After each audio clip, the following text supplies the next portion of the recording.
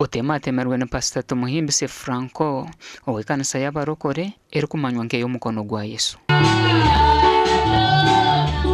Ogwo bakamutahirira shahanka mukaga z'ekiro kandi nagira ngo abamutahirire bakaba bine embundo n'emihoro. Imuka takwimuka nkaba njwire busha narondaho okutora habura nkaba ntiine ekikwato kyona kunagire kugira nti kwimuka baba bankwasire bashiija bashatu abandi basigara hehe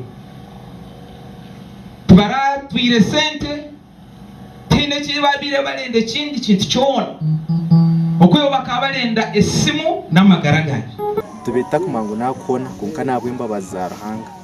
Chairman wa Kitojo ajumerera obwinazo kandi yashaba abatura okukwatanisiza hamwe okurwanisa ibikorwa nk'ebi abo kubatinka kirebaga omuri Kitojo yiteki kugira ngo usanga abantu batahirana bugire kuri kubushomoshimo bw'enguku bw'ituki ko ibyo biru mu munsi yona konka ikigambo kutahira mutahi wawe ngumba tema ninga mbagira ki eki n'ekintu kya politics, it's a political issue abatutahirire n'abazikubitu hawe bya politics abo kube sente zona bakazisiga hano niyame nazo laptop bakagisigaho buri kintu cyona bakakisigaho okweyo bakabarende sima abo kubekere mu documents zanje za parliament.